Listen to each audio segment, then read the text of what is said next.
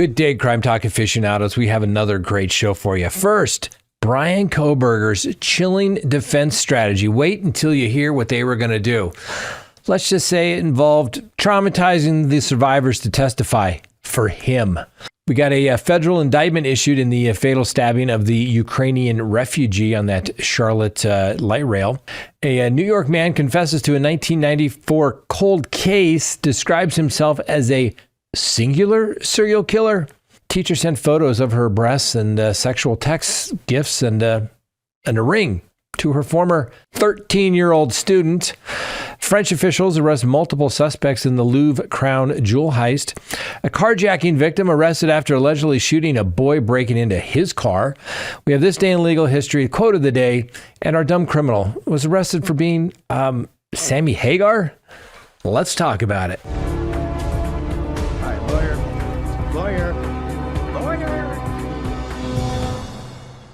Good day, everyone. My name is Scott Reich, and this is Crime Talk. Thanks for joining us. You know the drill. Subscribe if you haven't, like if you do. Leave me a comment below. Hit that little bell for notifications. And yes, go check us out on any of your favorite podcasting apps. Also, let me remind you, go to crimetalksearch.com. Sign up for that background subscription service today, because when you do, you'll be able to do as many background searches as you desire on people that, well, you want to check out, whether for your own curiosity or maybe they're coming into your life, but you're going to find out email addresses, phone numbers, social media presence, find out if they have judgments, liens against them. Are they married? Are they divorced? Do they have a criminal history? Are they a sex offender? Go to crimetalksearch.com, sign up today. Remember, whether you want to do one search or 500 searches, it's all the same cost, and guess what? You can cancel at any time. And finally, quick reminder, let me remind you to hit the link below. Go check out the Crime Talk gear. Stuff is going quickly. Had more sales over the weekend. Love it. So get your Crime Talk gear. All right, let's go ahead and open the record. And first of all, I hope you all had a wonderful weekend. I know I did. I had it was great. The lovely Miss Kristen returned from Spain from being with her daughter, walking the Camino Trail there. That was fabulous. And I also got to go to a friend's birthday party from my young enlisted days in the Marine Corps. Not my officer days, my enlisted days. And man, it was a blast catching up with all of those guys. Some of them still look great. Some of them not aging so well, that's for sure. But man, it was fun catching up with those guys. It was like we just left, just picked up where we left off years and years ago, sitting out in the desert out in California. It was a good time. All right, let's go ahead and open the record for Monday, October 27th, 2025. First on the docket, Bryan Kohberger. That's why. What was his defense going to do if they went to trial? Well, in somewhat of a jaw-dropping revelation, Bryan Kohberger, obviously now the convicted killer of the 4 University of Idaho students, he and his defendants had schemed to summon the very roommates who survived his horrific rampage to testify in his defense, according to recently unsealed court records. Now, this little shocking twist exposed the depths of Kohberger's audacity, planning to exploit the trauma of Dylan Mortensen and Bethany Funk, who endured unimaginable horror the night he slaughtered their friends. A night of terror relived. Dylan Mortensen threw trembling tears at Kohberger's sentencing, branded him a hollow vessel, less than human, devoid of empathy or even any remorse. Yet in a stunning betrayal of her pain, Kohberger intended her to force her to take the stand had his case proceeded to trial.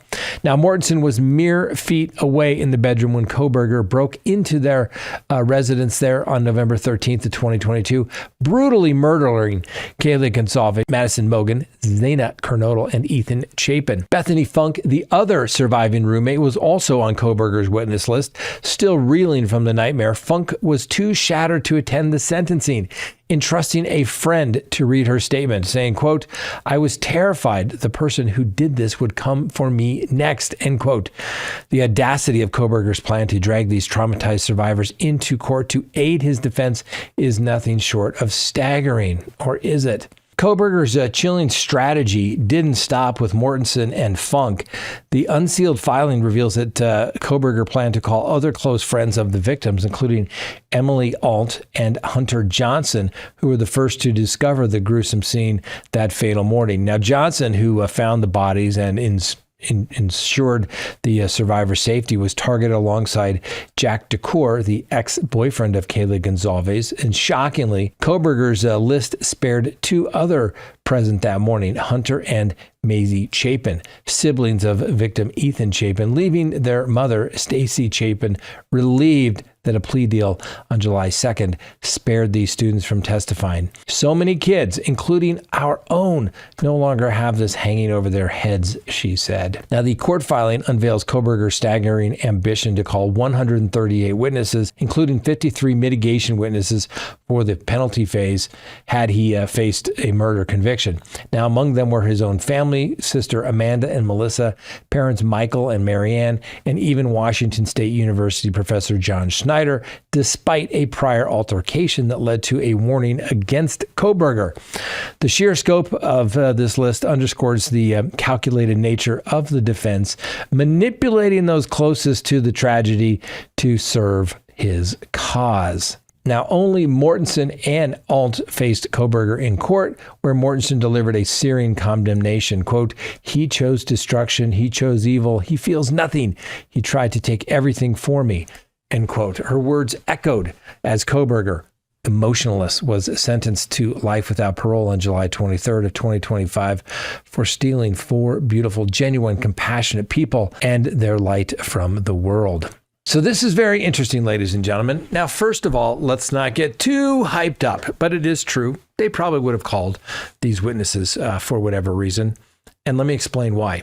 First, if the defense has any reason to call a particular witness, they have to be endorsed. And then they have to, as you get closer, provide a good faith witness list, because before you endorse just about anybody that you've ever spoken to, unless you don't want them to, because the defense doesn't have to tell the bad things that they know to the prosecution. But let's say there's one thing that you want out of a particular witness, or you want to cross-examine them on. You have to call them as a witness, because let's say the prosecution calls them as a witness. The defense then gets to cross-examine. The judge maybe limits the testimony or things don't turn out right. If you haven't endorsed those witnesses, you can't then call them in your own case in chief.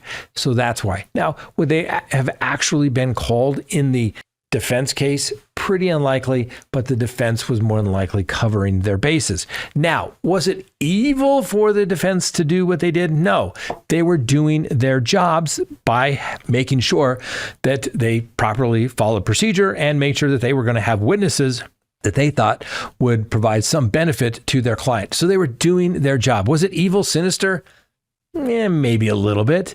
Do you think the defense thought, I'm going to endorse all these people, I want them to fret and fear, and maybe that will play into a life without the possibility of parole type of sentence? Yes, probably it did. It factored in, I'm sure. I have done such things, ladies and gentlemen. It doesn't make you evil. It just simply makes you a good attorney. Now, some people may not say that and say, oh, you're terrible, Scott.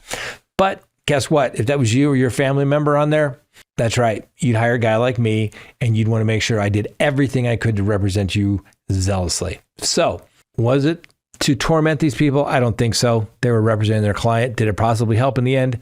Yes, it did. Now, next thing, let's talk about the Kohberger case. How about some insight on the lives of Bryan Kohberger's sisters? That's right.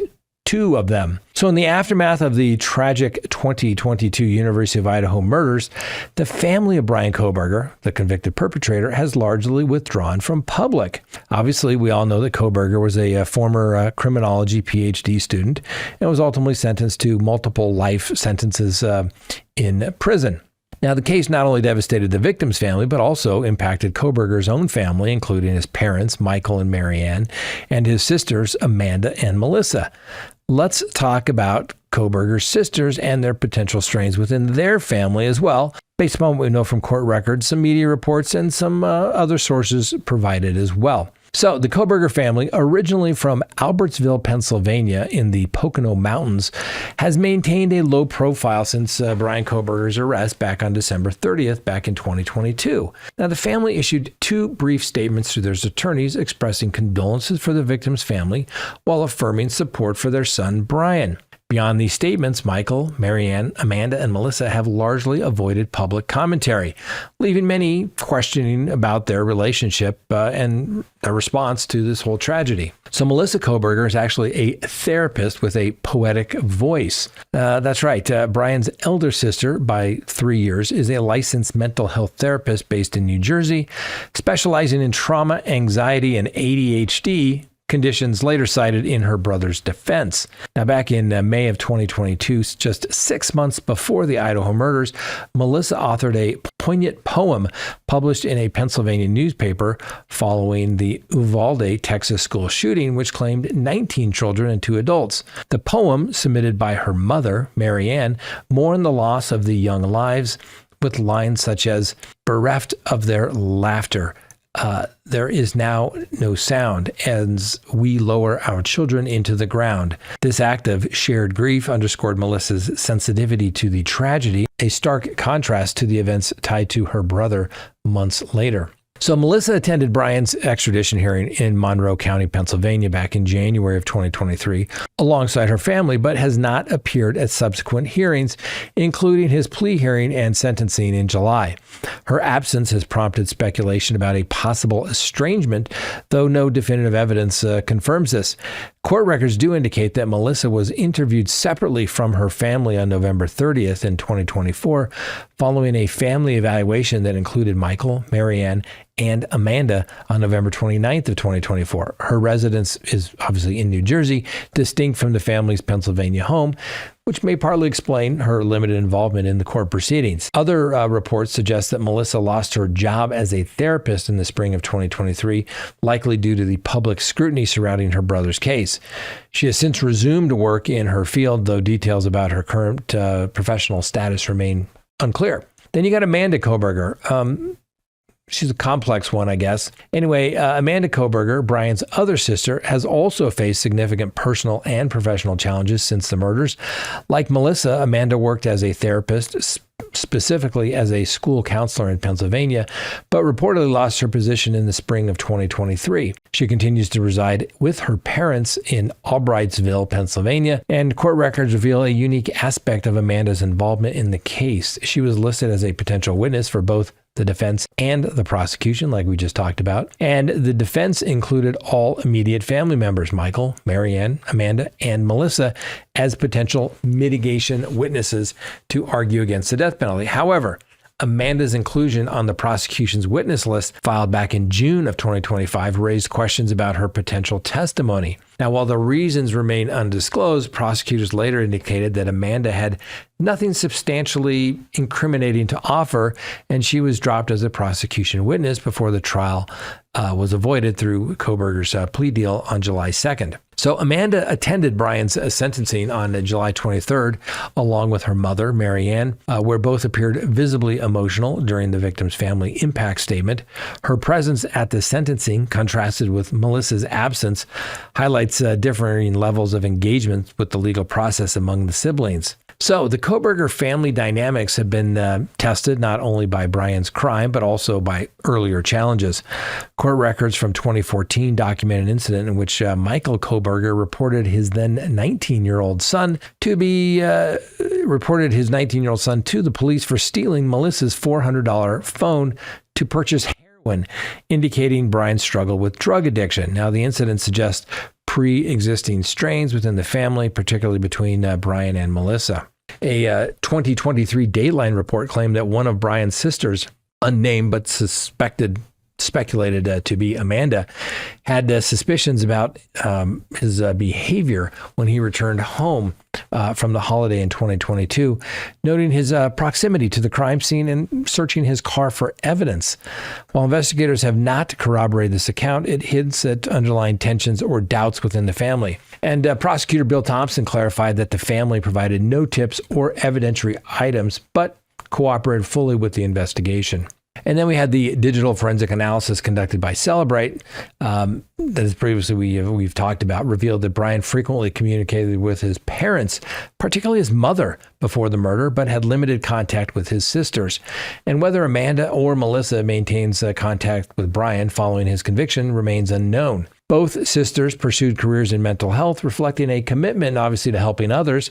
And Melissa's work as a therapist focused on trauma and related conditions, while Amanda's role as a school counselor involved supporting students' emotional well-being. In a curious twist, Amanda has also had a brief acting stint in 2009, appearing in a low-budget slasher film, 2 Days Back, which depicted hikers killed in a stabbing frenzy, an eerie parallel to her brother's later crimes. Now, the film's director, Kevin Alexander Boone, described Amanda as professional and easy to work with during the production.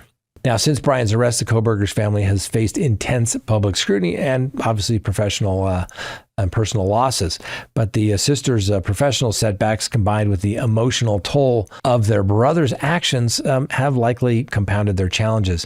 While Amanda and Melissa have avoided public statements, their limited court appearances and reported distance from Bryan suggest a complex family dynamic indeed. Melissa's absence from key hearings and Amanda's potential role as a prosecution witness point to possible differences in how the sisters have processed that tragedy.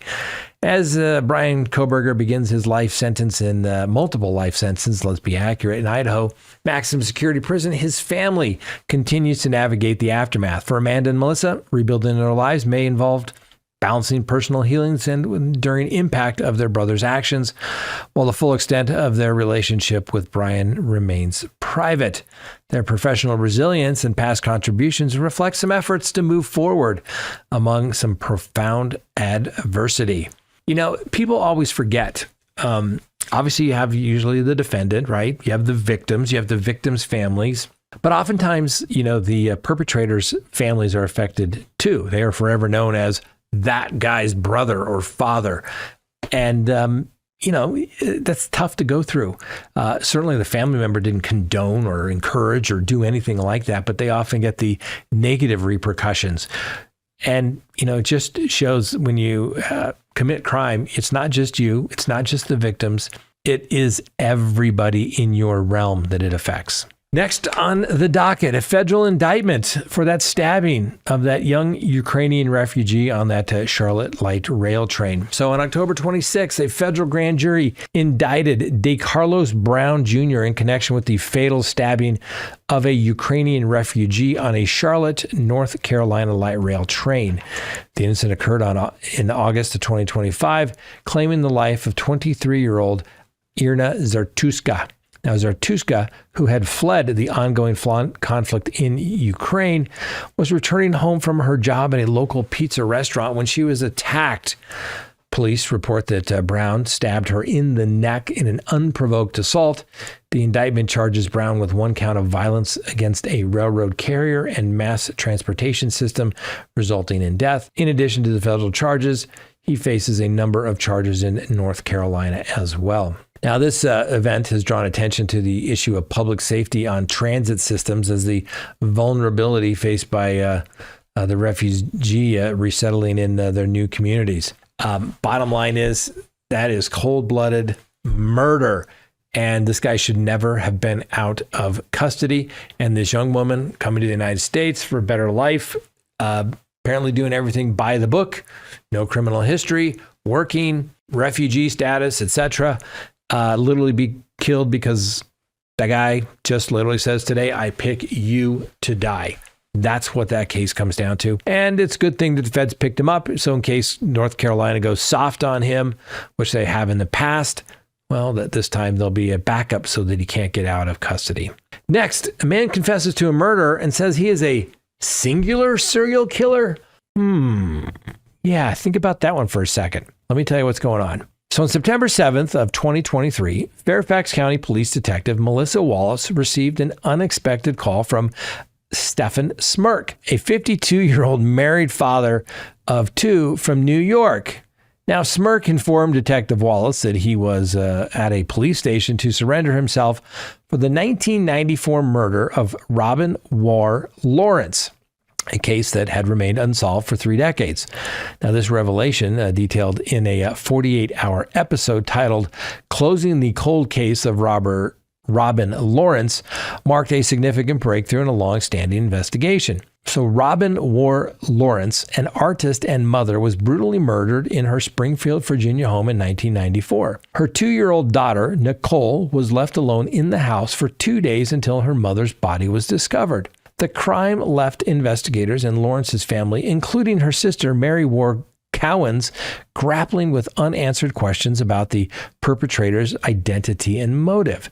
For years, the case remained cold with no viable leads, despite the presence of DNA left at the scene. A blood-stained washcloth found at the crime scene was also available. Anyway, initial searches through the FBI's CODIS databases yielded no matches.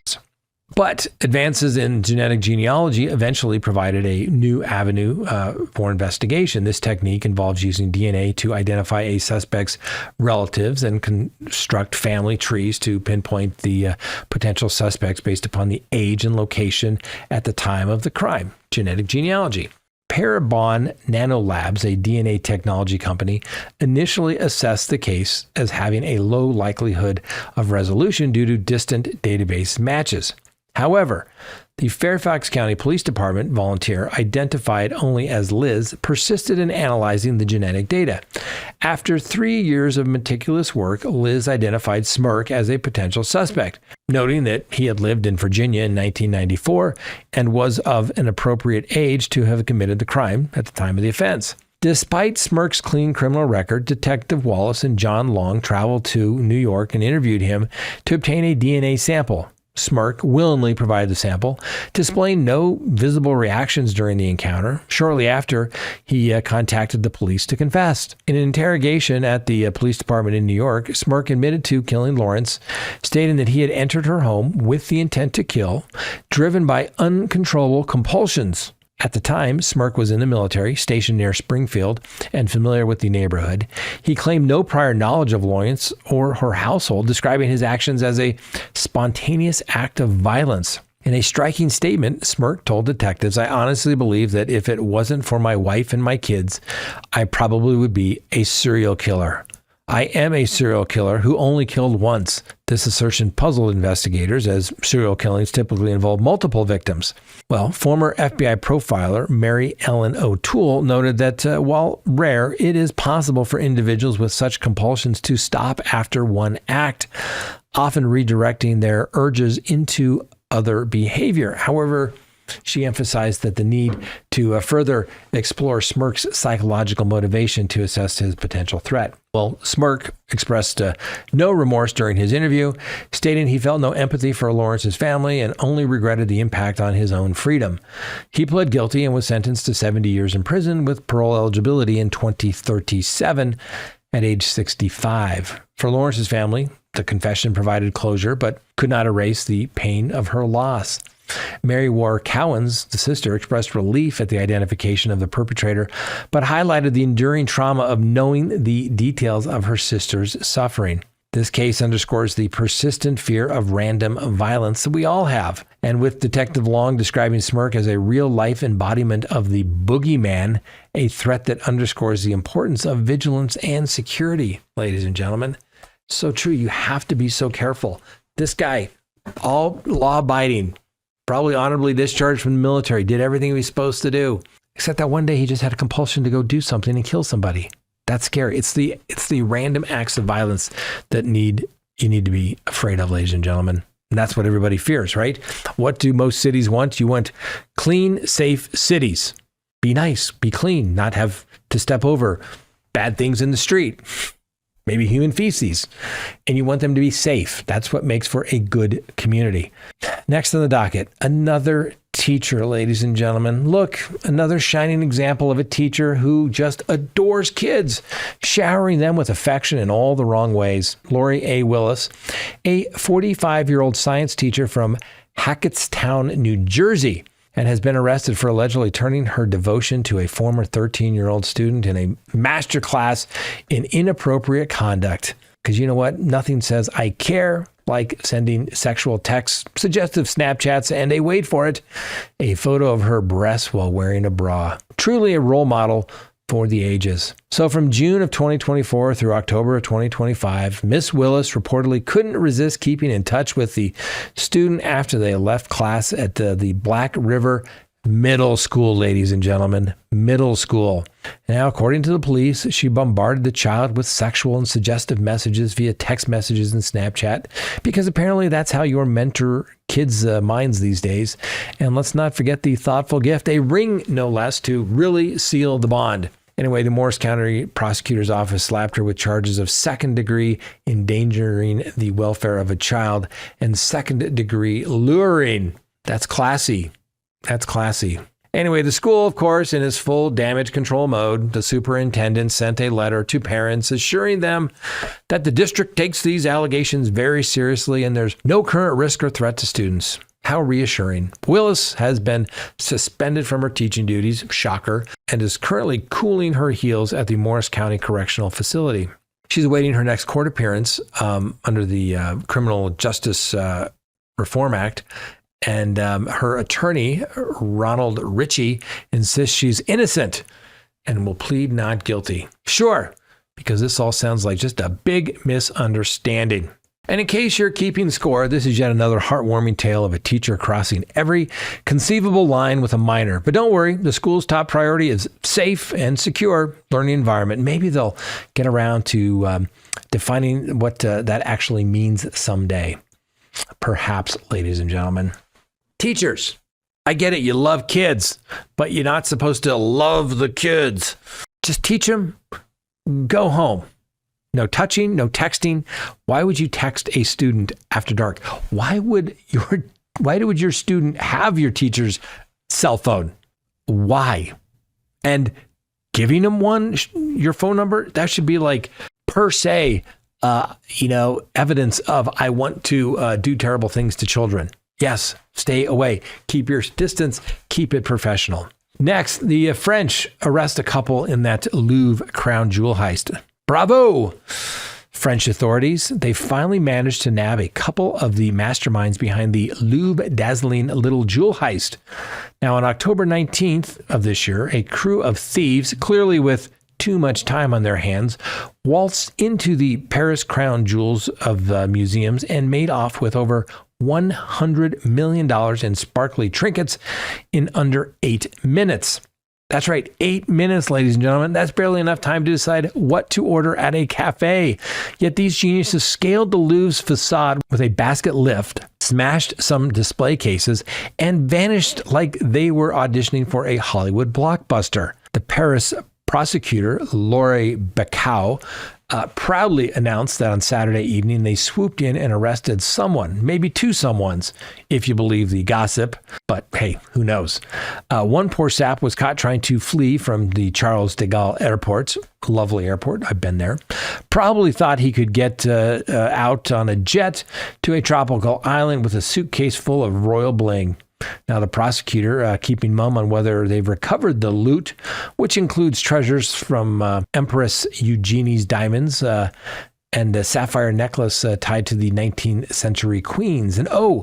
And they found Eugenie's emerald crown outside, a bit battered, but still fabulous, like it was casually tossed aside during the getaway. Now, the Louvre's director, Laurence Descartes, admitted to a terrible failure in security. No kidding. Apparently, the museum's cameras were too busy admiring the scenery to catch the thieves climbing up the building. And let's not forget the crack team of over 100 investigators now scrambling to clean up the mess. Though Bacau's whining that early leaks might ruin their grand plan to catch these culprits. Meanwhile, Interior Minister Laurette Nunez is handing out gold stars to the police for their tireless work. Sure, they're practically superheroes. Now, rumor has it that the thieves might have been hired by someone shady, maybe a collector, with a fetish for imperial jewelry. They nabbed 8 pieces, including a brooch and a single earring, because one needs a matching pair when you're pulling off the heist of the century. Stay tuned, because more details will supposedly emerge once the suspect's custody period ends, or maybe we'll just get another press conference full of vague promises and self-congratulations. We'll wait and see. Next on the docket, a carjacking victim gets arrested for shooting the person breaking into the car. Now you may say, why would that happen? Scott, you're a lawyer. You should be able to shoot people that take your property, right? No. Don't do it. It's stuff, ladies and gentlemen. Now, don't get me wrong. Personally, I think you should be able to shoot people that are breaking into your car, breaking into your house, which, you got a better defense there in your house. But if somebody steals something, shoplifts, you should probably be able to do at least bodily harm to them, right? No, that's not the law. So let's listen to the story and I'll explain why.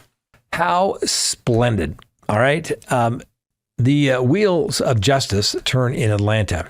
Imagine the audacity of Yoshe Carter, a 51-year-old man who had the nerve to think he could protect his own car from a young entrepreneur merely borrowing the car for a joyride, liberating somebody else's property, I guess you could say. So, according to the news reports, Carter found himself in the slammer after allegedly popping a shot at a boy under 18, mind you, who was caught red-handed rummaging through his vehicle in Fairburn Maze, about 20 miles from Atlanta's bustling core. The kid, bless his heart, took a bullet to the foot and is now lounging in the children's hospital, expected to make a full recovery.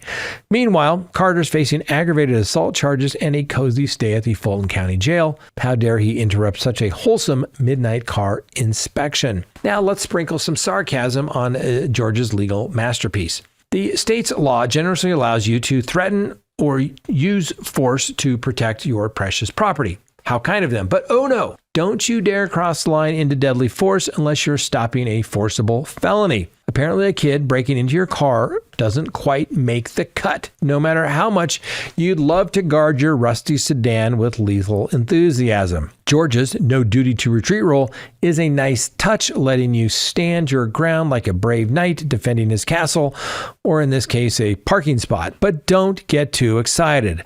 The law still frowns upon turning a car break into a Wild West shootout, which brings us to the Atlanta Police Department, and in their infinite wisdom hasn't clarified whether Carter's actions fall under the self-defense, leaving us all to ponder the injustices of a man arrested for protecting what's his. So a word to the wise: next time someone's pilfering your property, maybe just wave politely and offer them a snack. After all, in the topsy-turvy world, defending your stuff might just land you behind bars. And isn't that just grand? Ladies and gentlemen, I get it. They come into your house. You think they're coming to the house. Wait till they cross the threshold, although not giving you legal advice on that. Contact an attorney in your jurisdiction. But in Colorado, if they cross the plane of the door and you're in fear of death or serious bodily injury, you can fire away, generally. Not legal advice. And from there, ladies and gentlemen, it gets a little trickier. Is the garage connected to the house? Probably not protected. Is it a business versus a home? It gets complicated. Yes, if you're in fear, yes. Pilfering your car, the law has said we don't want to kill people for stealing stuff. Although, like I said, we used to hang people for cattle rustling. Seems like, your car is your man's horse these days, right? Steal a man's horse, that's like touching another man's wife. You just don't do it. Anyway, be smart, ladies and gentlemen. Be smart. Call the police first. All right? Next on the docket, this day in legal history on October 27th, 1787. The first of the Federalist Papers, written by Alexander Hamilton, John Jay, and James Madison under the pen name Publius, to promote the ratification of the new U.S. Constitution, was published in New York newspapers. On this date, October 27th, 1973, Vice President Spiro Agnew resigns because he pled no contest to tax evasion charges, invoking the 25th Amendment for the first time in Gerald Ford's accession, reshaping succession laws and ethics standards of officials. I don't know. We'll just leave it there. We're not going to get political, right? How about a quote of the day? Just like in the law and legal strategy, as in the military, a good plan violently executed now is better than a perfect plan executed next week. General George Patton. That's right. Learned that in the military. It holds true in war as well. And learn that in the military. It also applies well to the practice of law, particularly litigation as well. And finally, our dumb criminal of the day.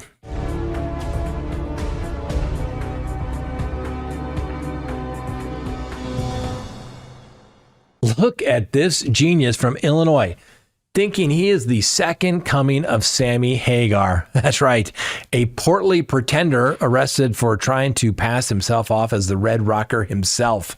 I mean, sure, he's got the vague vibe of a supersized Sammy for sure, but come on, buddy, you're not fooling a soul with that act.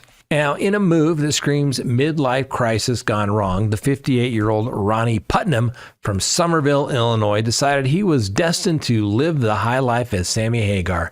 This guy allegedly waltzed into 2 banks and, wait for it, a vape shop, trying to open accounts under Sammy Hagar Enterprises, LLC.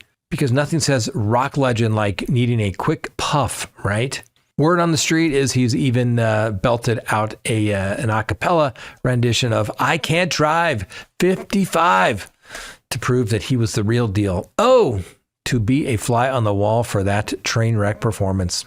Look at this mugshot of our wannabe rock star. Look at that, courtesy of the Mount Vernon Police.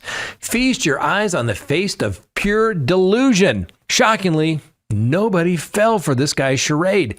No accounts opened, no cash handed over. Guess his Hagar impression wasn't quite Van Halen level convincing. Now Putnam's facing fraud and disorderly conduct charges, probably wondering why his rock star dream didn't pan out. Pro tip, Ronnie, leave the impersonation to karaoke night. All right, ladies and gentlemen, that's all we have for you today. Hope you enjoyed the program. We appreciate you watching, and remember, the Constitution matters.